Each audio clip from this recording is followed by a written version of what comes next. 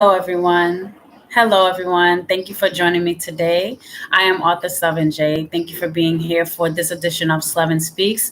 Today, we'll discuss Matthew 6:34, which says, "Do not worry about tomorrow, simply and plainly." In Matthew 6, Jesus is talking to his disciples about many different things, but in this specific chapter, he speaks to our anxiety, the things that we stress about, our stressors also, which what causes us to stress, and the things that we worry about. Human beings have the innate desire to worry about worrying, things that might happen, things that could or should happen, the possibility of something going wrong if we make one decision or another, and just the overall stress that comes with making the decisions that we have to make. But Jesus, I think, in this chapter is encouraging us and the disciples to shift our worrying. Do not worry about tomorrow. Do not worry about anything. But how could Jesus say that when all of these things are happening? It seems all at once sometimes. Just when we think we've gone over one hurdle, another one presents itself. Just when we think we've made it past one obstacle, another one shows up right around the corner. Before we even have time to take a break and catch our breath, we're hit with something else. The bill is due. The kids get sick. The kids need something. Our family is going through something. And all of these burdens and all of these things have rest upon our shoulders, and we have no idea what to do with them but to worry. So, Jesus, how can you say, do not worry about anything? Do not even worry about tomorrow. Well, Jesus is not necessarily telling us not to worry in the sense that we shouldn't realize where our problems are. But the problem I think we have is when we pay too much attention to our problems, to our circumstances, so that they take all of our energy, all of our effort, all of our focus, and we rarely give honor and recognition to God. And we tell God how big our problem is rather than telling our problem how big our God is. So the problems we face, for every problem that we face, there is a solution. Jesus is reminding us, don't worry about these things. There is a solution for these things. I am that solution. Jesus is saying, I am that solution. Don't hope for tomorrow. We have a tendency, because the day seems so insurmountable and unbearable, we say, I can't wait for tomorrow, hoping, believing, having the inescapable desire to just believe that tomorrow has to be better. After the day that we had, tomorrow has to be better. This can't be it.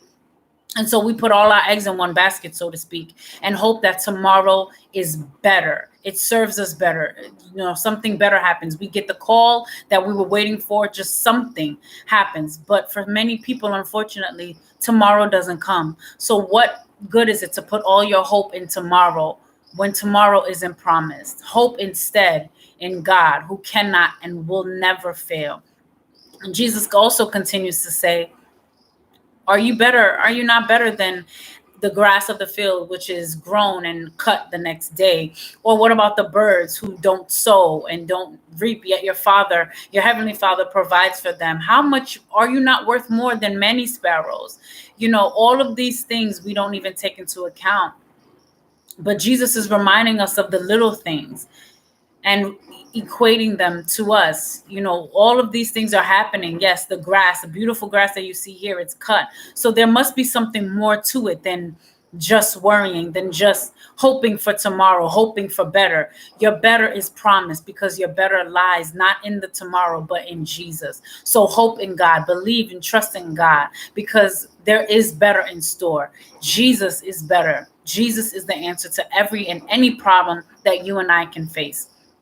The bills will come, the issues will come, but he promised that in this world, even though the tribulation will come, that he will be with us and that he will make a way out of no way. He's the same God that provided manna from heaven. He's the same God that provided a multitude of food for a large crowd with only 5 loaves of bread and 2 fish. So surely he can handle anything that you face and anything that you will face if you only trust in him. So I think Jesus is telling us, shift our sense of normalcy, what we normally, our normal tendencies to worry and to give everything we have to our problem. Instead of investing in our problems, invest that energy to God. Will you make the decision, wherever you are right now, whatever you're facing, to trust in God with all that you have and not worry about tomorrow. I'm not saying that it won't be difficult. It will be. But with God, remember, all things are possible. So I pray that this encourage you, wherever you are, whatever you're going through. Trust God with whatever it is. Cast all your cares and anxieties on him. Why?